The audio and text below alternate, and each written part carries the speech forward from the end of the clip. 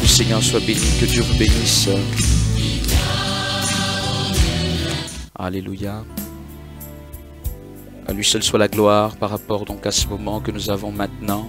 Alléluia, je vous salue au nom de notre Seigneur Jésus-Christ. Pour vous qui nous prenez maintenant, là, en pleine soirée prophétique. Gloire soit rendue au Seigneur. Nous croyons que notre Seigneur est au contrôle. Nous croyons que de bonnes choses vont également se manifester à l'endroit de tous les fils et toutes les filles du Dieu très haut connectés en cette heure précise. Alléluia. De bonnes choses, je le crois, vont être ton partage. Aujourd'hui, nous allons parler de la manifestation de la présence de Dieu dans une vie, certainement dans la tienne, la manifestation de la présence de Dieu dans un endroit. Et on va, si vous voulez, parler de ça sous un angle peut-être un peu particulier. Alléluia. Sous un angle assez particulier. Pour tout d'abord comprendre que Dieu est présent. Par définition, Dieu est présent en tout lieu, n'est-ce pas? C'est ce que nous savons. Nous savons que par définition, l'Éternel notre Dieu est présent partout. C'est une des définitions puisqu'il est, selon ce qu'on sait, omniprésent. Je veux dire, même si quelqu'un n'a pas une grande connaissance de Dieu, il y a au moins cette certitude qu'il a. Son Dieu, je l'espère en tout cas, son Dieu sera omniprésent. Si ton Dieu n'est pas omniprésent, omniscient, omnipotent, là il y a un gros problème. Parce que toute idée qu'on se fait de ce Dieu, d'un Dieu, quelque part, rime forcément avec ceci. Je ne dis pas que toute personne qui a une pensée d'un Dieu quelque part pense forcément au bon Dieu, au véritable Dieu, mais nous savons que nous sommes dans le véritable, la Bible nous le confirme, à travers son Fils Jésus-Christ. Alors, Dieu est présent en tout lieu. Je dis que nous allons parler de la manifestation de la présence de Dieu. Dieu est présent en tout lieu, mais enfant de Dieu, il n'est pas présent en tout lieu de la même manière. Ou si vous voulez, il n'est pas présent en tout lieu au même degré. Je le répète, Dieu est présent en tout lieu, mais il n'est pas présent au même degré partout, où sa présence n'est pas manifeste au même degré en tout lieu de cette terre, en tout endroit de cet univers, de ce vaste univers. Et en ce qui nous concerne naturellement, en tant que fils et filles du Dieu très haut, nous souhaitons être certainement dans cette présence, entre guillemets, peut-être la plus glorieuse ou maximale, voilà, entre guillemets. Mais on dira certainement dans cette dimension la plus glorieuse possible. Pourquoi avoir un Dieu si grand, si puissant pour nous et être coupé de sa présence?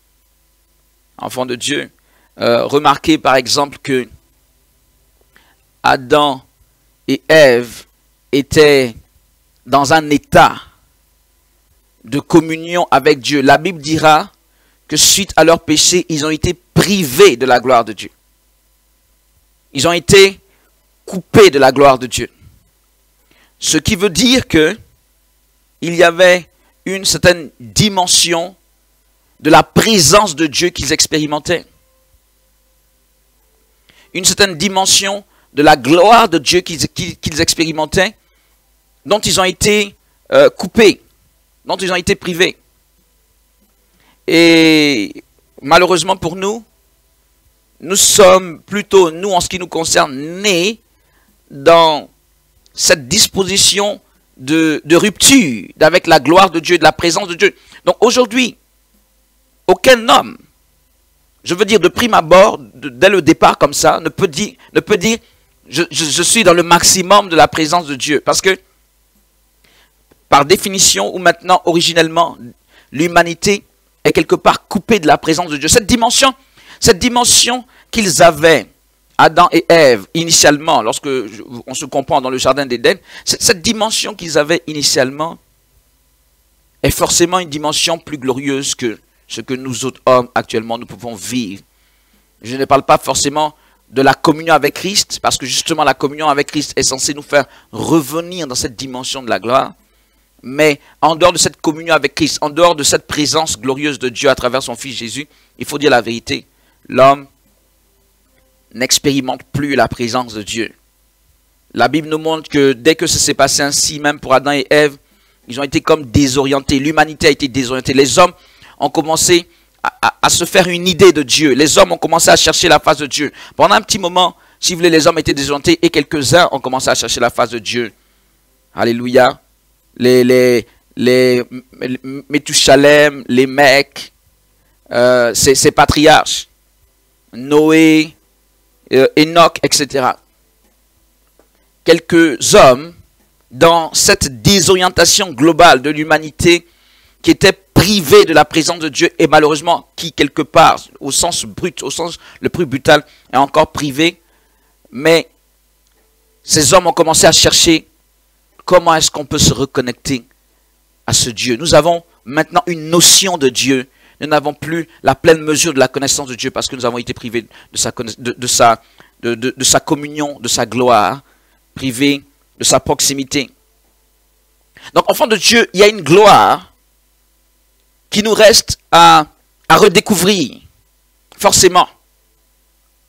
Il y a une gloire, il y a une dimension de la présence de Dieu, il y a une dimension de la manifestation de la présence de Dieu qui est initialement prévue pour l'homme. L'homme est prévu pour vivre dans cette gloire-là et qui nous reste donc à réobtenir ou à reconquérir. Nous devons revenir à cette dimension. Il n'est donc pas à dire que quelqu'un dirait simplement, ok, j'ai accepté Jésus-Christ, voilà, je suis là et je n'ai plus rien à faire. L'homme, certes, ton cœur a été transformé, mais il y a une dimension de l'atmosphère et de la communion avec Dieu, de l'intimité avec Dieu, de la marche avec Dieu, qui te reste encore à te réapproprier de par justement le sacrifice de Jésus et la communion que nous pouvons avoir ou la réconciliation que nous pouvons avoir avec le Père dorénavant. Alléluia. Donc, enfants de Dieu, nous avons à chercher la face de Dieu pour rentrer à nouveau dans cette sphère de sa gloire. C'est un devoir. Lorsque Dieu se manifestera à des hommes, justement après Adam et Ève, lorsqu'il se manifestera à des hommes, par exemple à Abraham, nous savons qu'à quelques personnes auparavant, Noé, tout ça, il a commencé à se manifester. Mais voilà une personne sur la face de la terre avec qui il va décider d'entrer encore en communion. D'entrer encore en communion. Et cette personne, c'est Abraham. Alléluia. On va prendre un verset, ce n'est pas notre verset de base en tant que tel, mais on va prendre quand même ce verset. Alléluia. Juste pour introduire cette notion de la manifestation de la présence de Dieu. Et nous pouvons prendre Genèse le chapitre 17. Genèse le chapitre 17, le verset 1. Lorsque, la Bible dit, lorsqu'Abraham fut âgé de 99 ans, l'Éternel apparut à Abraham et lui dit, je suis le Dieu Tout-Puissant. Marche devant ma face et sois intègre. On va s'arrêter là. Marche devant ma face et sois intègre. Et par la suite, le Seigneur va parler à Abraham sur la base de l'alliance qu'il veut tisser avec lui. L'alliance qu'il veut faire avec lui. Vous savez, nous disons que le Seigneur Dieu n'est pas manifeste de la même manière partout. Et on va l'expliquer. Alléluia. Et le fait qu'il ne soit pas manifeste de la même manière partout a des conséquences. La présence glorieuse de Dieu quelque part, et quelque part l'absence de cette présence glorieuse, est traitée différemment. Il y a des conséquences différentes. Alléluia. Il y a des conséquences différentes. Prenons notre verset de base. Qui va vous sembler un peu bizarre au début. Prenons Actes le chapitre 5. Actes le chapitre 5, le verset 1, le verset que l'on va prendre aujourd'hui pour partager la parole. Donc, on commence à partir du verset 1. Mais un homme nommé Ananias, avec Saphira, sa femme, vendit une propriété et retint une partie du prix, sa femme le sachant. Puis il apporta le reste et le déposa aux pieds des apôtres. Pierre lui dit, Ananias, pourquoi Satan a-t-il rempli ton cœur au point que tu mentes au Saint-Esprit et que tu aies retenu une partie du prix du champ? S'il n'eût pas été vendu, ne te restait-il pas? Et après qu'il a été vendu, le prix n'était-il pas à ta disposition? Comment as-tu pu mettre en ton cœur un pareil dessein? Ce n'est pas à des hommes que tu as menti, mais à Dieu. Ananias, entendant ces paroles, tomba et expira. Une grande crainte saisit tous les auditeurs. Les jeunes gens s'étant levés, l'enveloppèrent, l'emportèrent et l'ensevelirent. Environ 3 heures plus tard, sa femme entra, sans savoir ce qui était arrivé. Pierre lui adressa la parole. « Dis-moi, est-ce à un tel prix que vous avez vendu le champ? » « Oui, répondit-elle, c'est à ce prix-là. » Alors Pierre lui dit, « Comment vous êtes-vous accordé pour tenter l'Esprit du Seigneur? Voici, ceux qui ont enseveli ton mari sont à la porte, et ils t'emporteront. » Au même instant, elle tomba aux pieds de l'apôtre et expira. Les jeunes gens étant entrés, la trouvèrent morte. Ils l'emportèrent et l'ensevelirent auprès de son mari. Verset 11. Une grande crainte s'empara de toute l'assemblée et de tous ceux qui apprirent ces choses. Et ça se termine comme ça. Alléluia. Bon bref, on termine notre passage comme ça. Mais le verset 12 dit beaucoup de miracles. On passe à notre tableau. Beaucoup de miracles se produisaient, de prodiges se faisaient au milieu du peuple par les mains des apôtres, etc. Voilà. Alors, bien aimé, le problème avec cette histoire dans le Nouveau Testament, c'est que c'est une histoire, je ne sais pas moi, depuis Actes chapitre 1, Actes chapitre 2, Actes chapitre 3, là on est Actes chapitre 4. Certes, Actes chapitre 4, les apôtres vont avoir quelques problèmes, mais ils vont sortir victorieux.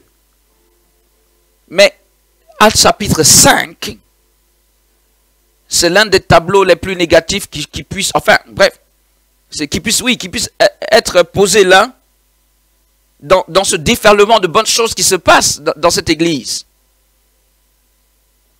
Pourquoi je dis dans cette église? Mais rappelons-nous que Ananias et Saphira, effectivement, faisaient partie de cette église.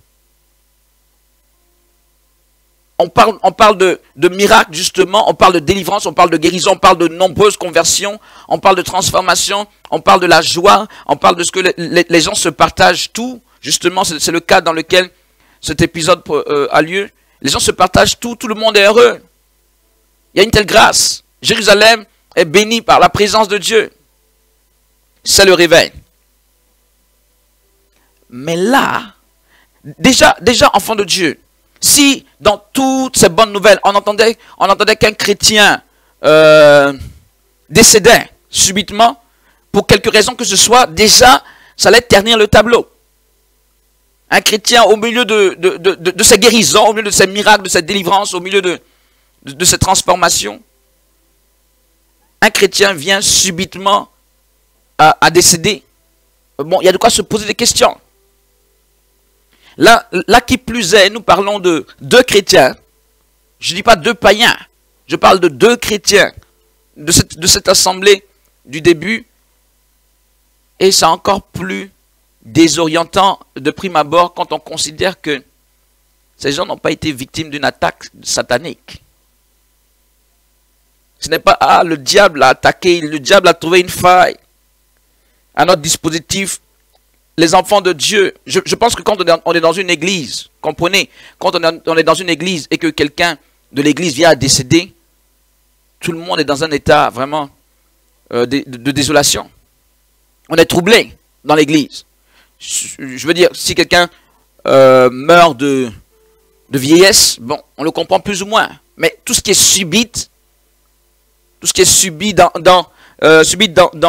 la fleur de l'âge, on va dire, ça nous étonne, ça nous surprend, ça nous désoriente. On cherche des raisons, on veut comprendre ce qui s'est passé. Et là, c'est encore plus grave quand on considère que, je répète, ce ne sont pas des attaques de l'ennemi, c'est Dieu lui-même, dans ce vaste tableau de joie qui fait mourir subitement des gens. Enfant de Dieu. Tout à l'heure, je discutais avec quelques responsables. Je leur posais la question. Pourquoi ça s'est passé ainsi? Chacun y est allé un peu de sa raison. Quelqu'un a dit la cupidité. D'autres a dit... Bon, enfin, chacun y est allé. Mais quelqu'un a pu trouver. Pourquoi ça s'est passé ainsi?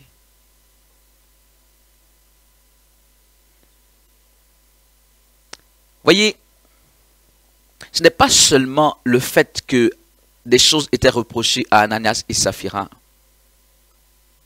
Pourquoi? Parce que, ma foi, au fond, la Bible ne nous dit pas que tout Jérusalem était chrétien. Et je peux croire que dans Jérusalem, comme dans toute autre ville de cette époque, il y avait de bonnes personnes comme de mauvaises personnes. Il y avait certainement des filous, quelques brigands ici et là.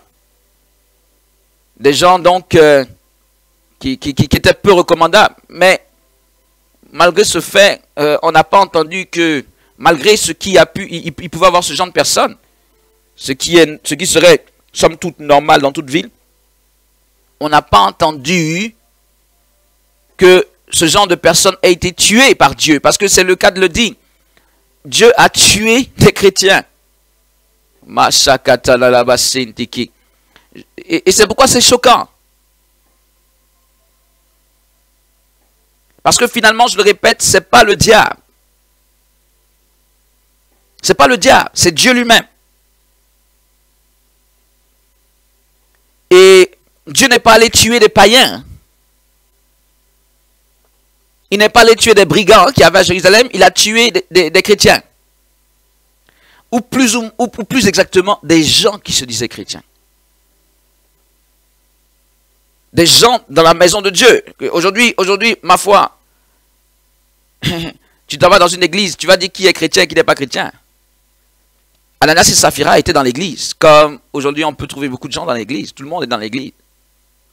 Mais le véritable problème n'est pas le fait seulement de ce qu'ils ont fait. La véritable raison de pourquoi est-ce qu'ils ont eu ce châtiment de la part de Dieu, enfants de Dieu, réside dans le fait que Dieu était présent à cette époque différemment de tout autre moment. Dieu était présent dans le périmètre de l'église, dans le périmètre même, je peux dire, de l'apôtre Pierre, mais si vous voulez, dans l'église, différemment d'un autre endroit à Jérusalem, différemment d'une autre époque. Parce qu'en effet, si c'était pour tuer, je pense que le Seigneur allait décimer d'abord toute la terre avant même de tomber sur Ananias et Saphira. Si on doit prendre dans l'absolu seulement ce que les gens ont fait. Si tout était basé sur seulement ce qu'ils ont fait, hein, je répète que sur la même terre, n'allons même pas loin, à Jérusalem, il y avait d'autres personnes qui pouvaient subir un tel châtiment, qui devraient même subir un tel châtiment, qui auraient dû subir un tel châtiment même bien avant et après, qui auraient pu subir un tel châtiment. Mais on n'a pas entendu ça. Ces gens continuaient à faire leurs mauvaises choses, ils vivaient. Ils vivaient avant, Ananias et Saphira, ils ont vécu après. Et dans d'autres endroits de cette terre, dans les pays, les gens font le mal, ils vivent. Mais alors, on se pose la question, notre Dieu serait-il injuste? Pourquoi laisse-t-il vivre des personnes qui, ma foi, font peut-être pire, quelque part, et ils se permettent de tuer ces personnes-ci, de manière très, très choquante, de prime abord. Mais après, on comprendra que ce n'est pas peut-être si choquant que ça, dans la mesure où peut-être que le choc est plutôt même du côté de Dieu avant toute chose. C'est plus une réaction de Dieu qu'autre chose. Mais bref. Enfants de Dieu, il y avait en cette heure, à Jérusalem, et particulièrement en ce lieu, et Pierre ne manquera pas d'insister là-dessus en disant le Saint-Esprit, le Saint-Esprit, le Saint-Esprit, le Saint-Esprit. Il y avait en cette heure une présence glorieuse de Dieu. Dieu était littéralement sur la terre. Et je dis, Dieu est partout. Mais sa présence n'est pas manifeste de la même manière partout. Tu peux être dans une boîte de nuit, on pourra dire que Dieu est dans la boîte de nuit, n'est-ce pas? Y a-t-il un endroit où Dieu ne serait pas sur cette terre? Malheureusement, même quand les hommes pêchent, même si vous voulez, je ne sais pas dans quel endroit est-ce qu'on peut décrire, je n'ai pas envie de décrire un endroit très négatif, mais voici, en tout endroit, malheureusement, où les hommes peuvent faire n'importe quoi, nous pouvons clairement dire que Dieu est présent. Mais ce que nous disons, c'est qu'il n'est pas présent de la même manière qu'il est présent, par exemple, sur la vie d'un authentique enfant de Dieu, ou dans une authentique assemblée, ou dans une maison consacrée à lui. Vous voyez? Quelque chose qui lui est dédié, quelque chose qui lui est consacré, quelque chose de saint et pur. Et je le répète, le traitement ou les conséquences de la différence, donc, de la présence ou de la manifestation de Dieu, les conséquences aussi sont différentes. À différentes manifestations de sa présence ou à différents degrés de sa puissance, différentes manifestations. Et nous cherchons la présence authentique et glorieuse de Dieu. Vous savez, même dans l'Ancien Testament, disons qu'on voit cela. On voit cette notion, ce qu'on peut voir, c'est qu'on voit cette notion de la présence glorieuse de Dieu quelque part. Parfois, on peut dire lié à un individu ou lié à des personnes. Et on voit un traitement différent. Même lorsqu'on parle d'Abraham, on ne peut pas ne pas penser, par exemple, à son neveu Lot. La Bible, et même à Abraham au début, la Bible dit que Dieu dit « je descends ». Et c'est une expression biblique. Dieu sait toutes choses. Dieu sait toutes choses. Mais il y a une expression biblique qui dira « je descends pour voir ce qu'il y a à Sodome et Gomorrhe et pour juger ». Dieu dit « je descends ». En réalité, il n'est pas allé lui-même. Puisque ceux qui ont rencontré Abraham étaient trois, après ceux qui sont allés à Sodome et Gomorrhe étaient bien les deux anges. Mais qu'est-ce que cela manifeste? Ça manifeste que la présence de Dieu descend quelque part. Pour faire quoi? Pour juger. La présence de Dieu descend quelque part, soit pour rétribuer, pour bénir, mais également pour juger.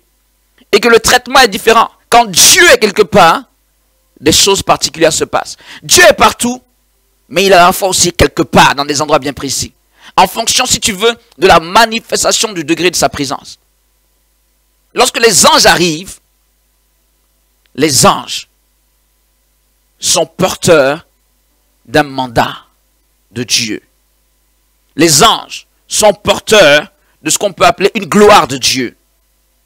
Dans notre langage d'aujourd'hui, on parlera d'une onction de Dieu. Les anges sont porteurs de la présence de Dieu. Et quand ils arrivent, ce que les gens de Sodome et Gomorrhe leur font, dans le sens que, vous savez que même ils arrivent, les gens de Sodome et Gomorrhe, aussi dévoyés qu'ils soient, vont vouloir s'en prendre même à ces anges, également pour avoir des relations abominables avec eux. Sur le champ, réaction. Mais toutes ces choses, Dieu ne le savait-il pas? Il le savait.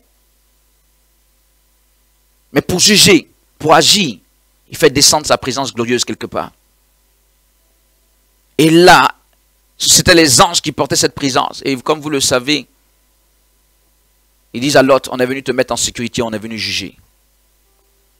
Ils sont porteurs de la présence de Dieu, ils sont porteurs de la gloire de Dieu. Un peu comme là, Pierre était porteur de la gloire de Dieu. À cette époque. Et bien aimé, à d'autres époques. Quand par exemple, je peux dire, le même Pierre et avec Jean, quand ils descendent pour rencontrer en Actes des Apôtres. La Bible dit que quelque part, il y avait dans une ville un magicien qui semblait, avec la puissance satanique, dominer toute la ville. Toute la ville était séduite. Quand Pierre et Jean arrivent et qu'ils démontrent la puissance de Dieu, la puissance satanique de ce magicien-là est non seulement bloquée, mais ce magicien lui-même, il tombe sur les pieds, il tombe, je veux dire à genoux, il tombe là, et il se repent. Et il demande à se convertir. Il donne sa vie à Christ. Quelqu'un qui avait une puissance satanique pour dominer toute une ville. Comment cela se faisait que il pouvait proliférer alors que Pierre et Jean n'étaient pas là et Philippe n'était pas là? Mais quand Philippe arrive d'abord et après Pierre et Jean, sa puissance est arrêtée. Est-ce que Dieu n'était pas présent avant? Dieu était présent. Mais la présence de Dieu est différente quand ces oins arrivent. La gloire de Dieu qu'il porte a neutralisé non seulement la puissance de ce sorcier, mais lui-même, il a compris que la puissance de Dieu est infiniment au-delà de sa puissance. Il a donné sa vie à Christ. Et il a failli aussi passer par un jugement parce qu'il a donné sa vie à Christ, mais il avait encore quelques pensées charnelles. Donc, il a failli avoir chaud. Pierre lui a dit quelque chose. Attention, prends garde à toi. Alléluia. Alléluia. Enfant de Dieu, la présence de Dieu. Nous parlons de cette présence glorieuse de Dieu à cause du réveil. Quand Dieu est quelque part, nous avons forcément de bonnes choses qui se passent. Quand il est réellement quelque part, quand il est dans une dimension que nous appelons dimension glorieuse. Mais quand il est dans une dimension glorieuse quelque part aussi, nous devons faire attention. Vous savez, nous avons lu tout de suite ce qu'il a dit à Abraham. Il a dit à Abraham, en quelque sorte, il lui disait, je veux marcher avec toi. Je veux marcher d'une manière spéciale avec toi, comme je n'ai pas marché avec les autres avant. Depuis que Adam a été privé de ma gloire, certes, certains ont essayé, notamment un a fait des efforts, Enoch, il a fait des efforts, mais on ne connaît pas bien les mécanismes. Apparemment, c'est quelqu'un qui aimait beaucoup le Seigneur et paf, à un moment donné, il a disparu, Dieu l'a pris. Mais depuis, si on veut voir Adam, Dieu n'a pas tissé d'alliance ou n'est pas entré dans une communion si forte et si puissante pour bénir en tout cas des générations, pour bénir l'humanité, et il va le faire à travers Abraham. Et il dit quelque chose à Abraham avant, si vous voulez, regardez comment est-ce qu'il parle à Abraham. On n'a pas lu tout le passage, mais il lui explique les choses. Il lui explique les choses. Il lui dit, voilà, je vais te bénir de telle manière. Je vais multiplier ton nom à l'infini. Je vais te faire être père de multitudes de nations. Je vais rendre ton nom grand, etc., etc. Mais en lui parlant de toutes ces choses, il lui dit quelque chose à lui. Il dit, Abraham, je suis le Dieu Tout-Puissant. Marche devant ma face et sois intègre. Vous savez, le problème que Ananas et Saphira ont eu, beaucoup pensent que c'est le problème d'amour de l'argent. Le problème, je l'ai expliqué, d'une part, c'est la présence glorieuse de Dieu en ce moment-là. D'ailleurs, on va le voir avec Hérode qui va être frappé quelque temps après. Il y a pas mal de souverains mauvais dans le monde. La même chose, il y avait pas mal de souverains mauvais dans le monde à cette époque. Mais aucun n'a été frappé comme ça. Comme Hérode qui s'est pris qui a accepté que les gens le prennent pour Dieu. Il a été frappé sur le champ. Pourquoi? À cause de la présence glorieuse de Dieu. Mais, enfant de Dieu, il y avait la présence glorieuse de Dieu, d'une part, manifeste. Mais d'autre part, le péché d'Ananas et de Saphira qui a posé problème, ce n'est pas la cupidité. Beaucoup pensent que c'est l'amour de l'argent. Ce n'est pas l'amour de l'argent. Ce qui a posé problème, et Pierre le répète à plusieurs reprises, il dit mentir au Saint-Esprit, mentir au Saint-Esprit. En fait, ce qui a posé problème à Dieu et qui lui pose toujours problème et qui lui a toujours posé problème, je répète, qui lui pose encore problème, c'est le mensonge, mais pour ainsi dire, l'hypocrisie, la fourberie. c'est-à-dire le manque d'honnêteté. C'est pourquoi il dit à Abraham, Abraham, je vais te bénir. Nous allons entrer en alliance. C'est-à-dire que nous allons marcher ensemble. Mais moi, je te demande une chose, Abraham. Je vais faire ce que j'ai dit. Nous allons marcher ensemble. Tu vas être une source de multitude, une source de bénédiction pour des familles. Toutes les nations de la terre toutes les familles de la terre seront bénies en toi, toutes les nations, etc. Mais je te demande une chose, sois intègre. Je ne te demande qu'une seule chose, marche dans la vérité. Ne marche pas dans la fourberie avec moi. Ce qui a posé problème au Saint-Esprit et qui a été si violemment repris, si violemment sanctionné, ce n'est pas la cupidité. C'est le manque de vérité d'Ananias et de Saphira au milieu de cette présence glorieuse de Dieu. Pourquoi est-ce que la Bible ne nous montre pas que Dieu a tué des impudiques? C'est un péché grave. Pourquoi est-ce que justement Dieu ne nous montre pas que qu'il a tué peut-être d'autres personnes, c'est pas moi, des gens qui voulaient quelque part. Mais regardez ce que Pierre dit. Pierre dit, attends, il dit, vous avez vendu, mais l'argent pouvait vous revenir. Et même si vous ne vendez pas, c'est votre champ. On ne vous a pas demandé, on ne vous a pas obligé de vendre.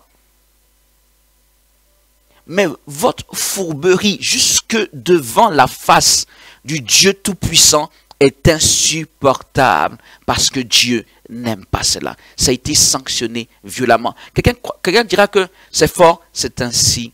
Dieu a des principes. Nous ne sommes pas là pour juger Dieu. La Bible dit, est-ce que l'argile pourrait dire au potier, pourquoi tu m'as fait ainsi? Dieu est Dieu. Et d'ailleurs, au cas où on ne serait pas, on a été créé à son image et à sa ressemblance. Donc si tu le critiques, tu te critiques indirectement en principe. Le principe de Dieu passe par une vérité, une honnêteté, une sincérité, une loyauté parfaite. Ce n'est pas un problème d'argent. C'est un problème de leur cœur fourbe devant le Seigneur. Et c'est ce que le Seigneur a voulu faire comprendre à tous, là, d'une part. Vous savez, je veux qu'on voit bien, la gloire de Dieu est là. Et je le répète, dans tout acte des apôtres, on n'a pas un événement de ce genre encore. C'est violent. Et c'est d'autant plus violent que c'est au début. Dans les premiers chapitres, c'est violent. Non seulement il meurt violemment, sa femme vient quelque temps après, elle meurt automatiquement, c'est violent. Peut-être que des gens lisent, ils veulent sauter ça. Parce qu'on se dit, attends, je ne sais pas si c'est le même Dieu que moi j'adore aujourd'hui. C'est le même Dieu que tu adores, s'il te plaît. C'est ce Dieu-là, c'est lui. C'est le Dieu qu'on adore, c'est lui. J'ai pas envie de prendre une expression ivoirienne. En Côte d'Ivoire, on dirait on dit ce sont comme ça. Mais juste pour dire, si c'est comme ça qu'il est, peut-être que tu ne l'as pas bien connu. C'est le même Dieu. Mais quelqu'un pourra me poser la question, mais pourquoi est-ce que même aujourd'hui, peut-être dans le corps de Christ ou dans l'église, il y a des gens fourbes? Pourquoi il y a des gens, effectivement, on peut dire cupides, impudiques et tout ce qu'on veut? Et pourquoi est-ce que Dieu ne les frappe pas? Mais certainement parce qu'il n'y a pas le même degré de la manifestation de sa présence aujourd'hui qu'alors. Parce que si Dieu est puissamment dans un endroit, vous allez savoir qu'il est dans cet endroit. Pas seulement parce qu'il va opérer des miracles, transformer les vies, guérir et faire des choses, oui, des choses extraordinaires, des choses qui viennent du ciel, des choses impensables. Mais on va savoir qu'il est là parce qu'il va mettre en œuvre ses principes au milieu de son peuple. Il va y mettre de l'ordre. Il va y mettre de la sainteté. Il va y mettre de la droiture. Lorsque le Saint-Esprit agit ainsi, il manifeste que lui et la fourberie, ça ne va pas ensemble. Il manifeste qu'il ne supporte pas la fourberie. Il manifeste que sa gloire ne peut pas marcher avec la fourberie. Et vous savez quoi? Je sais que l'une des choses, si vous voulez, qui nous empêche de voir la présence glorieuse de Dieu à notre époque dans l'Église. C'est nos cœurs fourbes actuellement. Le Saint-Esprit ne supporte pas le manque de vérité, l'hypocrisie. Il ne supporte pas, je le répète, et ai-je besoin de répéter? Regardons cet épisode pour s'en persuader. Il ne supporte pas le manque de vérité. Or, il y a malheureusement des époques, et je crois que celle-ci doit être championne en la matière, il y a des époques où, même dans l'Église, nous nous mentons les uns aux autres. C'est-à-dire que quelqu'un marche avec toi, mais il marche avec toi avec un cœur fourbe. Deux personnes sont ensemble,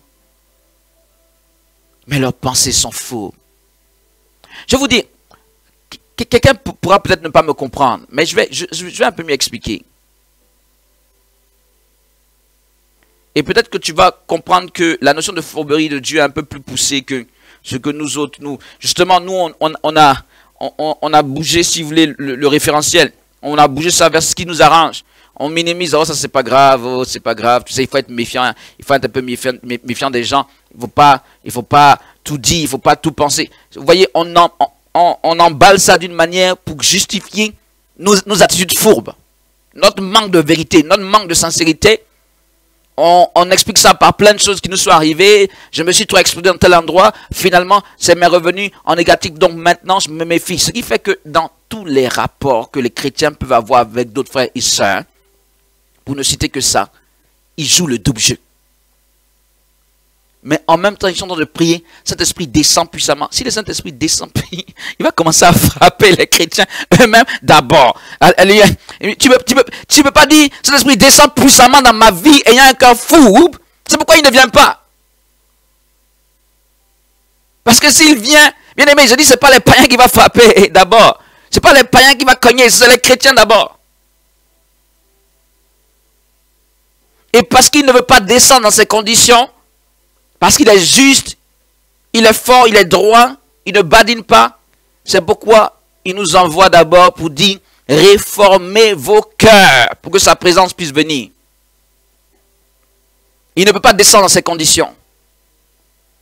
Je me rappelle ce passage où Dieu disait à Moïse, par rapport au peuple d'Israël, il dit, je vais envoyer quelqu'un, mais ce quelqu'un que je vais envoyer là, un ange, ne vous amusez pas avec lui. La manière dont vous vous comportez, je suis en train de paraphraser, mais il disait au peuple d'Israël, la manière dont vous avez votre cou raide, si vous jouez avec mon mandaté, si vous jouez avec celui que j'envoie, il ne va pas jouer avec vous. Pourquoi Dieu dit ça? Parce que, avant qu'il envoie cette personne, on va dire que Dieu est là. Oui, Dieu est là, mais Dieu n'est pas là de la même manière que lorsqu'il envoie quelqu'un. Lorsqu'il choisit quelqu'un pour diriger. On va peut-être expliquer ça. On va expliquer ça. Mashakata malabasintiki. Ribeyo soliande kilo sandabashi. Rababababa ribe soyama. Et, bien aimé, je dis qu'on se ment dans l'église. Deux personnes marchent ensemble, trois personnes, mais c'est toujours avec des arrière-pensées. Ce que le Saint-Esprit a fustigé ce jour-là, allons-y un peu plus en profondeur, ce que le Saint-Esprit a fustigé chez Ananias et Saphira, regardez la fourberie, leur fourberie se manifeste comment? Je répète, la cupidité c'est une chose, mais c'est par rapport aux... Ils pouvaient faire ce qu'ils voulaient de leur argent. Vous voyez, c'est ce que Pierre leur dit, animé du Saint-Esprit. Votre cupidité, vous pouvez faire ce que vous voulez avec. Vous n'aurez pas été sanctionné. Enfin, ça c'est votre problème, Dieu va vous juger un jour. Mais qu'est-ce qu'ils font? Ils viennent devant tout le monde, comme tout le monde le faisait, déposer au pied donc des apôtres le prix du champ. Enfin, le prix théorique, le prix qui veut faire croire. C'était quoi déposer le prix du champ au pied des apôtres? Vous le savez? c'était prendre part à la solidarité globale, non, la solidarité de cette communauté, de cette première communauté. C'était de se dire quoi? Je me sacrifie pour les autres. Ok? Là, ils font croire, non seulement ils font croire à tout le monde, ils veulent faire croire à tout le monde, à toutes les personnes, à l'église, mais en plus de ça, ils font ça devant le Saint-Esprit. Ils veulent faire croire qu'ils se sacrifient alors qu'en réalité, ils ne pensent qu'à eux-mêmes.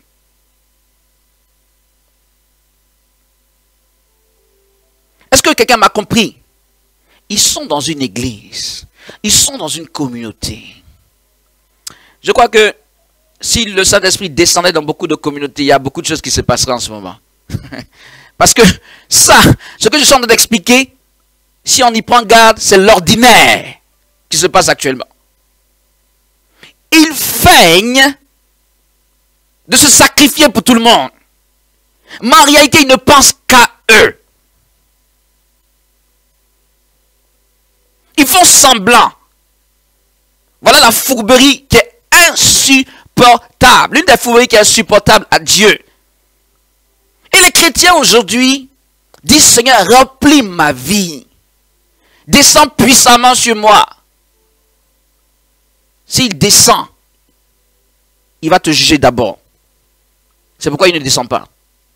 C'est pourquoi les gens disent, Seigneur, descends. Il ne descend pas. Il ne vient pas.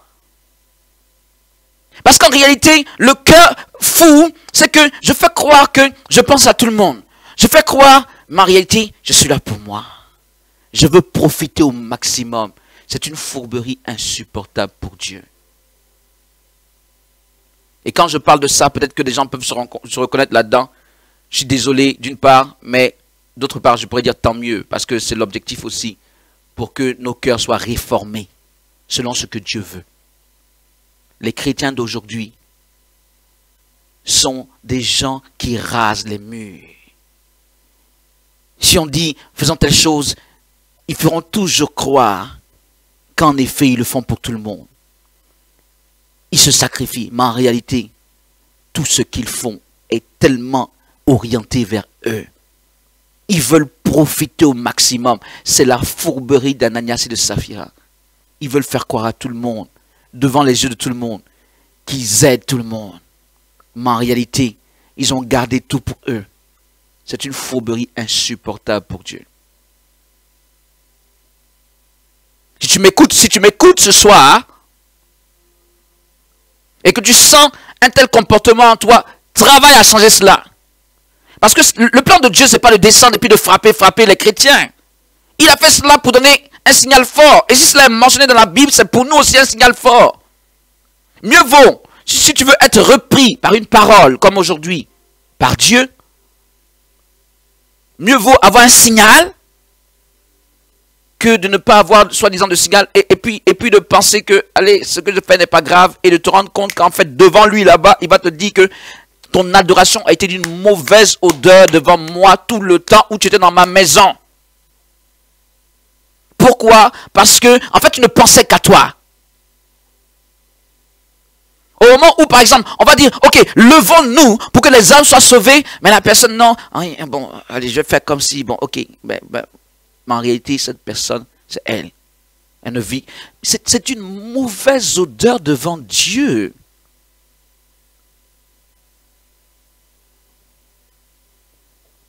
Rebeko Shanta Kabaho Soya. Dis Seigneur, aide-nous. Dieu est en train de nous aider à travers ce message. Il est en train de t'aider. Il est en train de nous aider tous. Je peux le dire ainsi. Oui, nous tous. Je me mets là-dedans. Il est en train de nous aider tous. Voilà. Toute l'église, on va dire. Voilà. Tous ceux qui voudront bien entendre ce message, tous ceux qui l'entendront par la grâce de Dieu, il veut nous aider. Que nous changions les dispositions de notre cœur. Et ce qui a posé problème encore au Saint-Esprit, en ce moment précis, avec Ananias et Saphira, c'est, si vous voulez, la fourberie, un autre aspect, c'est encore le mensonge, mais c'est ce qu'on appelle le manque d'unité d'esprit. C'est-à-dire que les gens sont en train de faire quelque chose, tout le monde est en train de faire quelque chose. Et vous en plein milieu de ce que tout le monde fait, vous êtes en train de faire votre chose en particulier, on ne sait pas pourquoi. Au moment où tout le monde honore Dieu de manière authentique, vous êtes qui? Vous êtes quoi? Qu'est-ce que vous êtes en train de faire? Vous savez, le problème, je répète, ce n'est pas les païens. Si un païen pêche, ça ne pose aucun problème à la croissance de l'Église. Et surtout, le païen pêche, par définition, il pêche. Parce que c'est l'Église qui impacte le païen. Donc le païen, s'il pêche, s'il commet les crimes, je ne dis pas que ce n'est pas un problème. C'est comme ça, puisqu'il ne connaît pas Christ.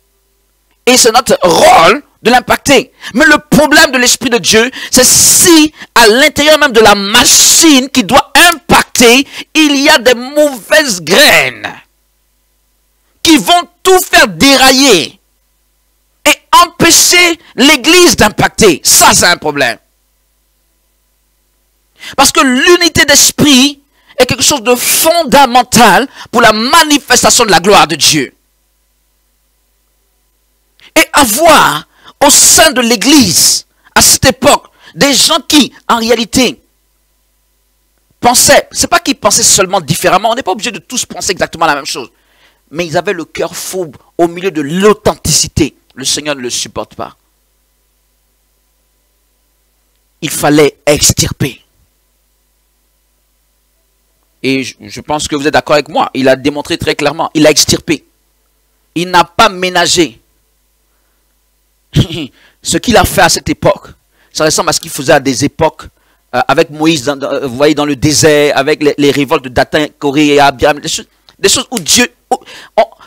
souvent quand on lit dans la Bible, on se dit non, certainement que c'est symbolique, certainement que c'est imagé, certainement que c'est comment je dirais, bon, c'est dit un peu, c'est allégorique, qu'ils n'ont pas vraiment...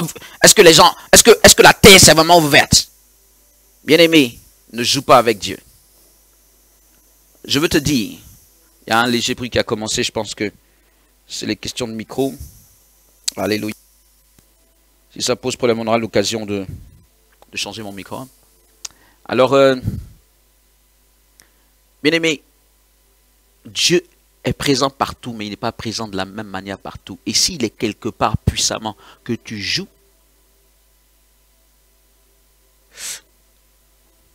je ne veux même pas aller même dans cette hypothèse. On ne joue pas avec Dieu. Joue loin de lui. Amuse-toi loin de lui. Si tu veux t'amuser, je recommande à personne de s'amuser, de faire n'importe quoi, mais fais-le loin de lui. Mais quand il est là, ne t'amuse pas. Alléluia. Vous savez, tout à l'heure, j'ai parlé de... Je vais essayer de terminer. J'ai parlé d'Abraham. J'ai parlé d'alliance. Il y a trois choses qu'il faut considérer. Il y a trois choses qu'il faut considérer lorsqu'on parle de la manifestation. La manifestation de la présence de Dieu, la gloire de Dieu, liée par exemple à quelqu'un comme Pierre, ou liée à l'Église à cette époque, ou liée à Abraham, liée à d'autres personnes, liée même aux anges qui sont descendus à Sodome et Gomorrhe. La manifestation de la gloire de Dieu, la manifestation de la gloire de Dieu dans un lieu ou sur une personne est liée à quelque chose. D'abord, c'est lié, si vous voulez, à comme une parole ou un mandat. C'est lié à une mission. Même un endroit peut avoir une mission que Dieu lui assigne. Que ce soit le temple de Dieu, que ce soit des hommes. Nous, chacun de nous a une mission. La manifestation de la présence de Dieu sur un lieu ou dans un groupe ou sur une personne est liée à un mandat, est liée à une parole, est liée de Dieu au départ, c'est-à-dire une mission. La Bible dit qu'un homme ne peut pas s'attribuer au-delà de ce qui lui vient du ciel. Ça veut dire qu'il y a une portion de la gloire de Dieu qui t'est réservée par rapport à quelque chose que tu dois faire sur la terre. Abraham, ce n'est pas par hasard. Il avait une mission d'impacter toute la terre. Et par rapport à ça, par rapport à cette mission, il y avait ce qu'on appelle la manifestation. Cette manifestation est que Abraham, par exemple, prospérait. Et cette manifestation s'est répandue sur ses enfants. On les voit. Sur Isaac, Jacob, même Esaü, c'est-à-dire même ceux, même Ismaël, même ceux, vous savez, qui n'étaient pas tant que ça dans la promesse. À cause de ce mandat d'Abraham. Certainement que c'est répercuté principalement dans ceux qui étaient liés à la promesse, mais même certains autres. Regardez Isaac, il a été béni, mais à un moment donné, même Esaü, quoique Esaü n'était pas si béni que ça, à un moment donné, quand même, entre guillemets, il a pu s'en sortir. Donc, bien aimé, il y avait des manifestations. Si tu vois une manifestation de la gloire de Dieu quelque part, ce n'est pas par hasard. Lorsqu'on parle de la présence glorieuse de Dieu quelque part, ce n'est jamais par hasard. Que quelqu'un le comprenne, ce n'est pas par hasard. Et avec le mandat, il y a la manifestation, mais en bas de ces deux choses, on va, gloire à Dieu, on va prendre peut-être une minute d'interruption juste pour résoudre ce problème lié donc à cela.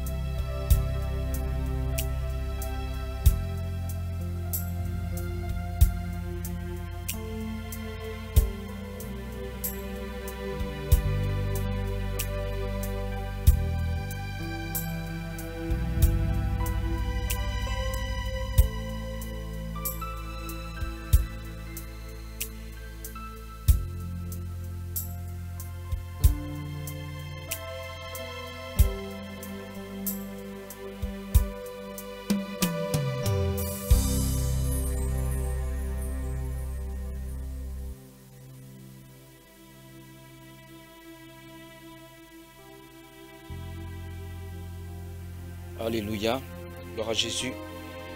Gloire soit rendue au Seigneur. Ok, ça va. Donc désolé pour cette interruption. Alléluia. On va justement arrêter dans ces temps-ci, ce moment de partage de la parole pour qu'on bascule du côté des prières. Mais enfant de Dieu, voilà ce que je suis en train de dire simplement, c'est que la présence de Dieu quelque part n'est jamais par hasard. En fait, tout marche selon un plan de Dieu. Et tout marche selon, d'abord ce plan est manifesté par ce que Dieu donne des missions. Et en bas donc en bas de la mission du mandat et puis de la manifestation, il y a ce qu'on appelle la communion avec Dieu. C'est-à-dire Dieu tisse une alliance. Quand vous regardez la Bible, vous allez voir que Dieu est un Dieu d'alliance. Et il se manifestera forcément plus puissamment par rapport à ceux avec qui il est en alliance. Il ne se manifeste pas par hasard. Enfin, le hasard n'existe pas. Je dis, il se manifeste. Non. Que ce soit Pierre et les autres, ils étaient dans une alliance avec Dieu. Cette manifestation de la gloire de Dieu que l'on voit, ça vient de ce que Jésus leur dit. Le Saint-Esprit va venir sur vous, vous allez devenir mes témoins. Ils ont reçu un mandat, une mission. Le fait qu'ils marchent en communion avec Dieu scelle cette alliance. Parce que l'alliance, en fait, ça a un degré de communion avec Dieu. Et tandis que, et je veux dire à une personne, tandis que tu marches en communion avec Dieu, tu es en train de bâtir une alliance entre toi et puis Dieu. Ok? Mais pour arriver à ce stade, vous voyez, pour entrer en alliance, pour qu'il y ait cette manifestation, Dieu explique au départ à Abraham son mandat. Mais avant d'entrer en alliance, donc il lui explique le mandat, avant d'entrer en alliance avec lui, et qu'il y ait la manifestation, il lui dit une chose: sois intègre. Donc cette question, pour que Dieu marche avec quelqu'un, est très importante. Avant que on ne parle de communion, avant qu'on ne parle d'alliance, la communion devenant très forte, elle devient l'alliance. Avant qu'on ne parle de ces choses, avant qu'on ne parle de la manifestation, c'est-à-dire avant qu'on ne parle du fait que quand tu pars quelque part, voilà, telle chose se passe avec toi. Il y a telle manifestation au travers de ta vie. Il y a telle manifestation au travers de ton ministère. Avant qu'on ne parle de ces choses, enfants de Dieu, avant qu'on ne parle de ces choses, on parle de ce que aucun cœur ne peut être fourbe dans la présence de Dieu. Si quelqu'un entretient un cœur fourbe avec Dieu, il ne pourra jamais vraiment être en communion avec Dieu. Jamais. Il sera dans la maison de Dieu, je ne dis pas non. Il sera là, il dira je suis chrétien. Au cas où vous ne le saurez pas, je répète, Ananas et Saphira disaient qu'ils étaient chrétiens. Donc il dira je suis chrétien, je suis dans la maison de Dieu, certainement je suis sauvé. Mais le problème c'est que il n'y aura aucune communion avec lui, entre lui et le Saint-Esprit, aucune. On ne parle même pas d'alliance et on ne parle pas de manifestation authentique. Il est là comme ça. Que le Seigneur donc nous préserve d'être ainsi. Rappelle-toi, marche dans la droiture, marche en unité d'esprit. Ne marche pas dans la recherche d'un profit personnel au détriment d'une collectivité. Non. Ne viens pas dans l'optique de dire je vais profiter, je vais profiter. Si d'autres jeunes aient pris et que moi c'est moi qui bénéficie, c'est pas grave. Bien aimé, c'est de l'exploitation. C'est de la fourberie. Ce n'est pas supportable pour Dieu. Or, c'est une mentalité bien actuelle. Aujourd'hui, il n'y a plus d'église. L'église n'est pas forte parce que l'église n'a pas cette préoccupation réellement. Chaque membre ne pense qu'à lui. Mais il est là comme ça, dans un état d'esprit, comme si on est là tous ensemble pour faire l'œuvre du Seigneur. L'église n'a aucune consistance. Parce que cette véritable unité d'esprit dont le Saint-Esprit a besoin pour impacter glorieusement, il ne la trouve pas. Cette droiture, cette sincérité parfaite, sans arrière-pensée, sans profit quelque part. Oh mon Dieu, comment le Saint-Esprit ne trouve pas? Comment se peut-il qu'à chaque fois que même, je ne parle même pas seulement de chrétiens, même des hommes de Dieu, quand ils sont ensemble, il y a une notion de profit. C'est insupportable. Et on dit je vais être puissamment utilisé par Dieu, je vais entrer en communion puissante avec Dieu. Et permettez-moi de terminer tout ceci, terminer ce propos. Si la Bible dit que Dieu est un Dieu d'alliance, Dieu est aussi un Dieu de connexion.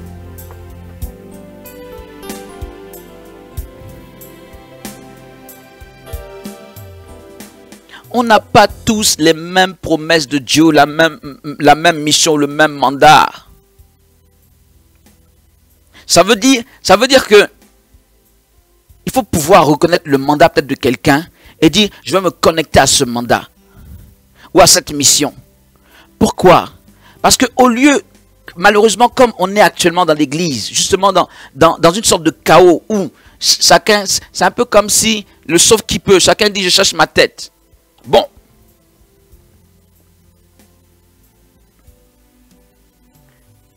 Au lieu qu'on soit dans cet état d'esprit, et finalement on est en train de se battre.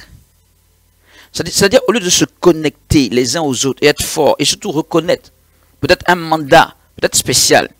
Aujourd'hui, l'erreur de l'église, c'est quoi? Vous savez, si Pierre, Paul étaient à notre époque, ils auraient vraiment fort à faire aussi. Parce que Pierre, Paul, je sais qu'ils avaient beaucoup à faire à leur époque, mais je suis persuadé qu'à notre époque, il y a beaucoup de gens qui allaient se battre contre eux. Pour dire, Pierre, ce n'est pas toi qui es le chef de l'église. Moi aussi, je suis chef de l'église. Est-ce qu'on n'a pas vu ça dans le désert avec justement Corée, Dathan, Abiram? Ils ont parlé comme ça à Moïse. Qu'est-ce que Dieu a fait? Il est descendu et il a fait quelque chose d'inouï. Il a ouvert la terre pour qu'il descende vivant dedans. Et pas seulement ces personnes, beaucoup de personnes. La comparaison. Dieu est un Dieu d'alliance. Tu ne peux pas reproduire une alliance de Dieu. Tu ne peux pas contrefaire une alliance de Dieu. Tu ne peux pas créer une alliance de Dieu. Je veux dire, tu ne peux pas dire, ok, si celui-là est appelé par rapport aux nations, moi aussi je suis forcément appelé par rapport aux nations. Battons-nous. Donc, et dans le fond, qu'est-ce que les gens font? Les gens regardent ce que tu fais, ils passent leur temps malheureusement à copier, ils disent non, Dieu m'a appelé aussi.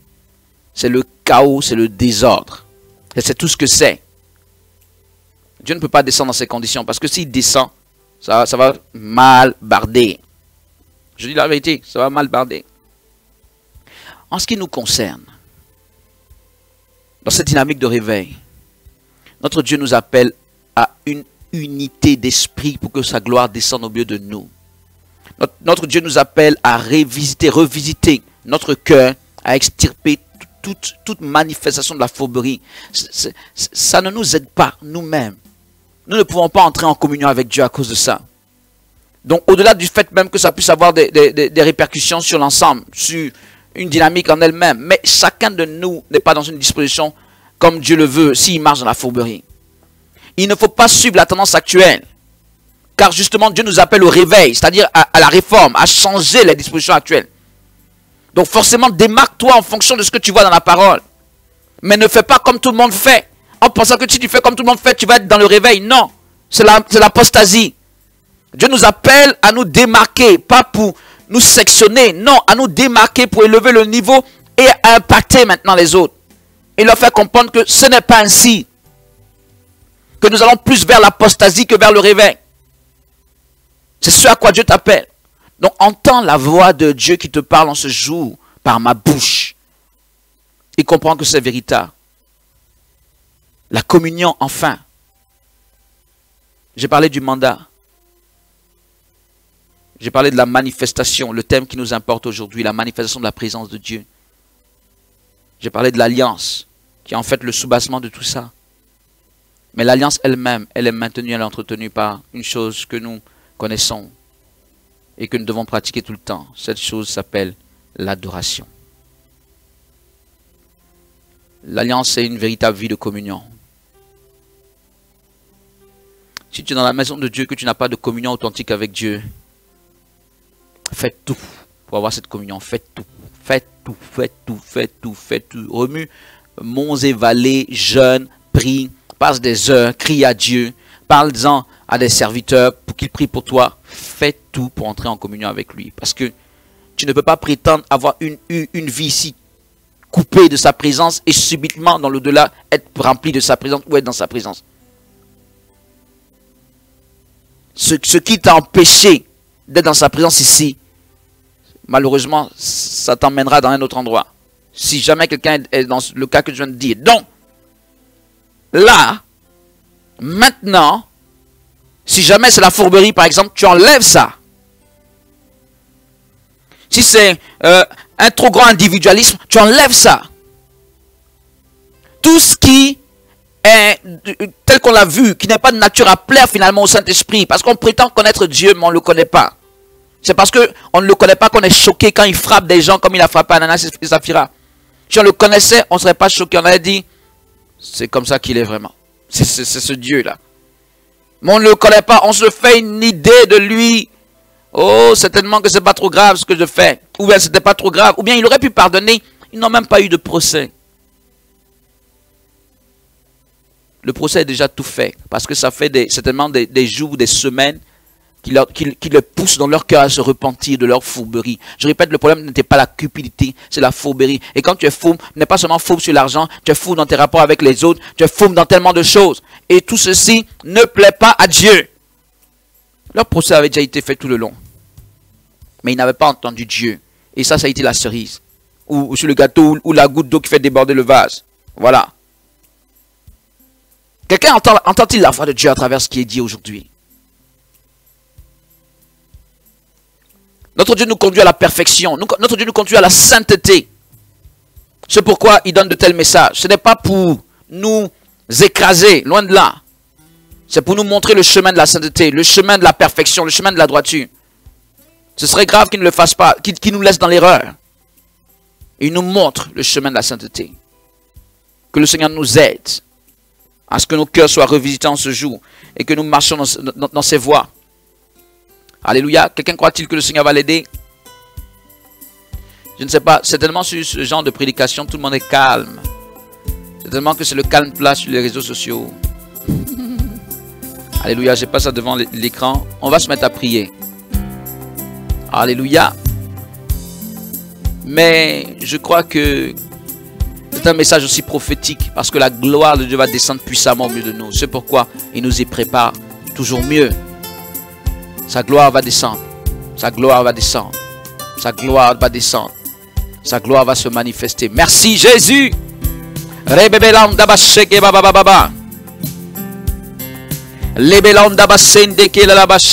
Enfant de Dieu, on va élever la voix tous ensemble pour prier. Libero sandeke. Shege baba baba baba. Rianda leinam dabase leveko. Lebelam dabase leveko handaka o soyande bebebeshe. Londa lava koriande ke baba baba sendelevesha. Ô Dieu de gloire, c'est toi qui es le Dieu tout-puissant. Nous nous humilions devant toi. Nous nous abaissons devant toi. Seigneur, nous pouvons dire quelque part que nous n'avons pas de force. Viens nous aider. Viens nous y aider. Viens nous conduire en tout ce qui a été dit. Viens nous aider à avoir notre cœur transformé. Viens nous donner la force du changement. La force de la résolution et de la fermeté dans nos résolutions. Éternel Dieu des armées, agis puissamment. Shakababa Hosendeke. Manifeste-toi, manifeste-toi, manifeste-toi, manifeste-toi, manifeste-toi, manifeste-toi, manifeste-toi, manifeste-toi, manifeste-toi, manifeste-toi, manifeste-toi, manifeste-toi, agis puissamment, agis puissamment, agis puissamment. Touche! Je prie, Seigneur des Seigneurs, Roi des Rois, que les chaînes soient brisées. Que toute opposition, oppression, attaque d'ennemis soit chassée au nom puissant de Jésus. Fais-toi, oui, un peuple d'hommes et de femmes dans la droiture, debout, dans le feu du réveil.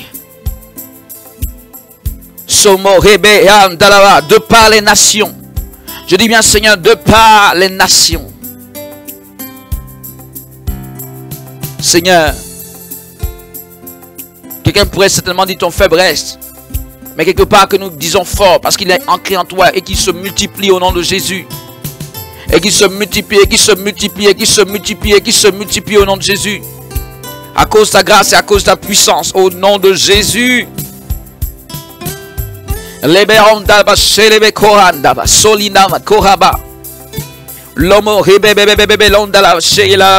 Fire! Bien-aimé, je prie en ce moment que l'onction du Saint-Esprit se répande sur les vies de plusieurs. Dans l'autorité du nom de Jésus, voici la main de Dieu. Voici la puissance de l'Éternel, Dieu des armées. Et justement, soyons là à inviter cette présence glorieuse. Nous allons parler de la manifestation de la présence de Dieu. Invitons-la et invitons-la toujours plus. Dieu est pour nous et nous sommes pour lui. Et ce n'est pas un Dieu qui veut nous écraser. C'est un Dieu au contraire qui veut nous parfaire. Qui veut entrer en communion, en alliance avec Dieu, avec nous de manière parfaite. Donc prions le Seigneur, n'ayons pas peur de lui. Ce message n'est pas pour faire peur à qui que ce soit. Mais c'est pour faire comprendre la grandeur de notre Dieu. Lui seul est parfait, il est vrai. Mais il nous demande des dispositions minimales. Aidé par lui-même son Saint-Esprit pour y arriver. Et non pas quelque chose de mauvais dans notre cœur, dans notre caractère. Donc n'ayons pas peur. Prions le Seigneur. C'est un bon Père, le bon berger, un bon Dieu. Invitons sa présence de gloire. Shalabababa riandabase. Lobokodiandeke lalabasoyama. Lebebebe landobosendeke lalamasodiandalaba.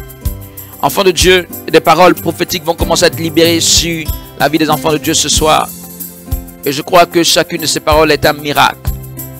Prions le Seigneur et invitons sa présence. Alléluia, invitons sa présence, invitons sa présence. Au milieu de nous, prie le Seigneur. En cette heure, prie pour que la gloire de Dieu soit au milieu de nous. Je vois l'onction de l'Esprit de Dieu qui est en train de descendre au moment où nous sommes. Mighty Lord, Lobo Sandeke Labache. Lababache, Lababababa, Rinandabase Lebe. Oui Seigneur, je prie que tu touches tes fils et tes filles. Je prie que tu touches tes enfants. Fais-nous du bien. Fais-nous du bien. Fais-nous du bien. Fais du bien à tous. Fais du bien. Une personne est là.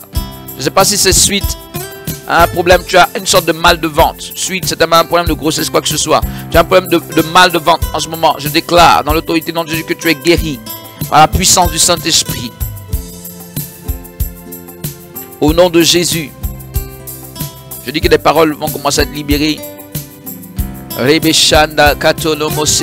personne me suit. C'est comme de l'argent qui a été investi dans une banque, quelque chose comme ça, dans une banque. C'est-à-dire que de l'argent a été mis là-bas dans le sens de faire fructifier. C'est une question d'affaires, dans le sens de faire fructifier. Et donc tu es préoccupé par rapport à cela. Mais je déclare au nom de Jésus, je déclare par la main puissante de l'Éternel que notre Dieu te conduit en toutes choses. Et que ce qui est escompté va venir. Le théorique va se manifester concrètement par la grâce de Dieu.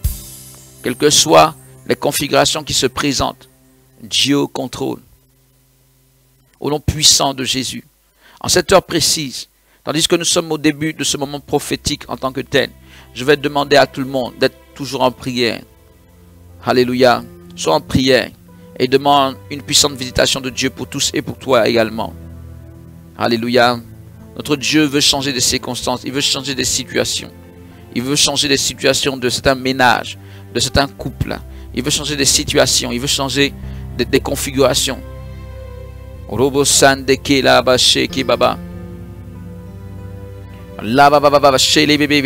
Une personne, donc tu es dans un couple. Tu es dans un couple, mais je vois, tu es dans le couple. Est-ce que c'est la situation que tu traverses dans le couple ou bien est-ce que c'est toi-même, mais tu as des choses quand même qui te font très mal à la tête par rapport à tout ceci. Donc, c'est comme ça emmène une sorte de sentiment de désolation sur toi. Et malheureusement, l'ennemi veut passer à travers tout ça pour t'atteindre. En réalité, il ne t'a pas encore atteint. Mais il veut passer à travers cette situation de désolation de ton côté. C'est-à-dire le fait que tu sois dans une situation où tu es comme désemparé. Ne sois pas désemparé. Ne te laisse pas troubler. Je peux même dire, ne te laisse pas troubler par si peu. Pourquoi? Parce que Dieu pouvait dire à quelqu'un comme Gédéon, tu es un vaillant héros. Et je peux dire à cette personne, qu'elle soit homme ou femme, tu es un vaillant héros, tu es une vaillante héroïne au nom de Jésus. Il faut que tu crois que Dieu est de ton côté. Les sorciers ne sont pas plus forts que la puissance de Dieu. Quand bien même tu dormirais, que tu verrais des gens, je ne sais pas moi, c'est un homme se lever contre toi. Est-ce que tu sais qui est derrière toi ou à côté de toi? N'aie pas peur. N'aie pas peur. Maintenant je déclare au nom de Jésus un stop à ce harcèlement spirituel. Au nom de Jésus de Nazareth. La puissance de Dieu est déployée en cette heure. La puissance de Dieu est déployée en cette heure. La puissance du Saint-Esprit est déployée en cette heure. Seigneur, je prie dans l'autorité du nom de Jésus que ta grâce surabonde. Que ta puissance se déploie, que ta puissance se déploie, que ta puissance se déploie. Que ta puissance se déploie. Que ta puissance se déploie. Merci Jésus.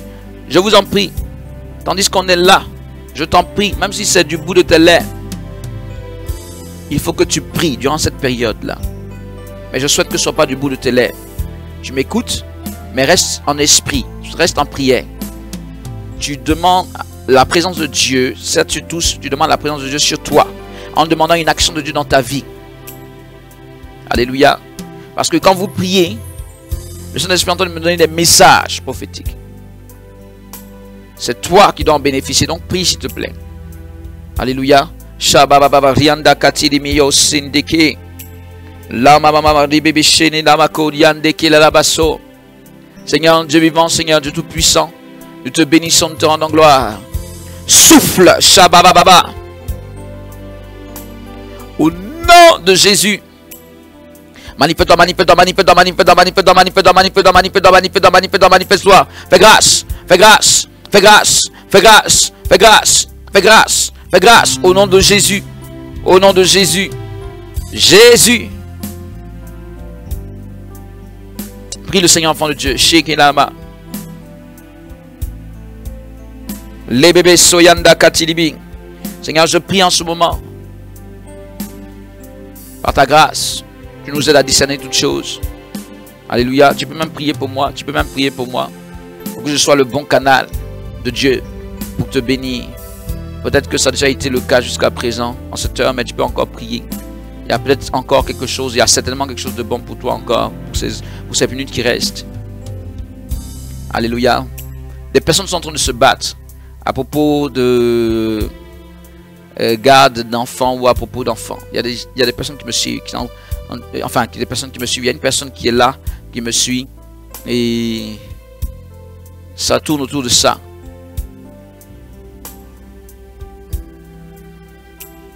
Que la paix soit dans ton cœur. Que la paix de Jésus soit dans ton cœur. Voyez, Dieu est grand et vivant. Il faut lui faire confiance. Il faut arrêter de douter. Il faut arrêter de douter. Il faut marcher avec lui résolument. Il faut être ferme dans son sentiment vis-à-vis de Dieu. Il n'est pas douteux. C'est nous. C'est peut-être notre foi qui est douteuse. Ou nous sommes instables. Dieu n'est pas douteux. Il est sûr. Il n'est pas incertain. Je reviens en tout cas sur quelqu'un qui a investi une certaine somme d'argent quelque part. Le Seigneur va permettre que cette plate te revienne. Tu as un retour véritable sur l'investissement. Qui que ce soit qui est dans cette situation, la grâce de Dieu se déploie en votre faveur au nom de Jésus-Christ. Une personne, j'ai dit, c'est dans une banque que cela a été déposé. Et d'autres personnes certainement ailleurs, mais dans l'autorité du nom de Jésus, tout combat spirituel par rapport à tes finances. Écoute-moi bien, tout combat spirituel par rapport à tes finances. La main satanique est maintenant terrassée au nom de Jésus. La main satanique contre tes finances, elle s'écroule au nom de Jésus. Elle s'écroule au nom puissant de Jésus. Elle s'écroule au nom puissant de Jésus. Elle s'effrite, elle disparaît. La main satanique. Ce que le Saint-Esprit me montre en esprit, c'est que tu as été combattu dans tes finances, c'est vrai. Parce que ce que je vois, c'est vraiment quelque chose qui était fort. Mais cette même main qui avait été si forte, cette main d'opposition dans tes finances, elle s'écroule maintenant. Elle disparaît au nom de Jésus. Quelqu'un doit croire. C'est des personnes qui ont eu de l'opposition. Une personne me suit. J'ai investi beaucoup d'argent dans plusieurs affaires. J'ai investi de l'argent dans plusieurs affaires. Et c'est toujours resté lettre morte. Le temps est venu pour une réelle promotion dans tes finances. Le temps est venu pour un retour réel d'un investissement. Par la grâce du Seigneur Jésus-Christ. C'est le Saint-Esprit qui permet qu'on oriente les choses autour de finances en ce moment, en ce début de paroles prophétiques. Alléluia. Que le nom du Seigneur soit béni pour ça. Alléluia. Merci Jésus. Seigneur, nous te rendons gloire.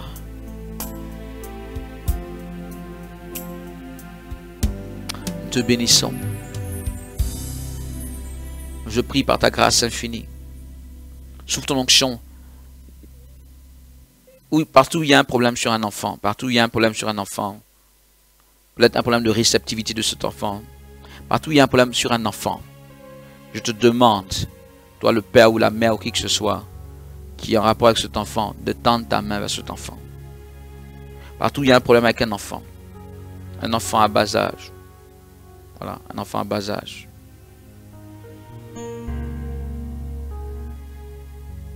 Seigneur, je prie par ta grâce infinie, dans l'autorité du nom de Jésus. Tu es le Dieu Tout-Puissant. Tu es le Dieu Tout-Puissant. Souffle ta grâce.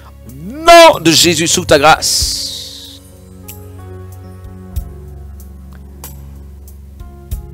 Quels que soient les moyens que l'ennemi a voulu utiliser contre cet enfant, quels que soient les moyens de la sorcellerie que l'ennemi a voulu utiliser contre cet enfant, je déclare dans l'autorité du nom de Jésus que ces moyens soient écrasés au nom puissant de Jésus-Christ.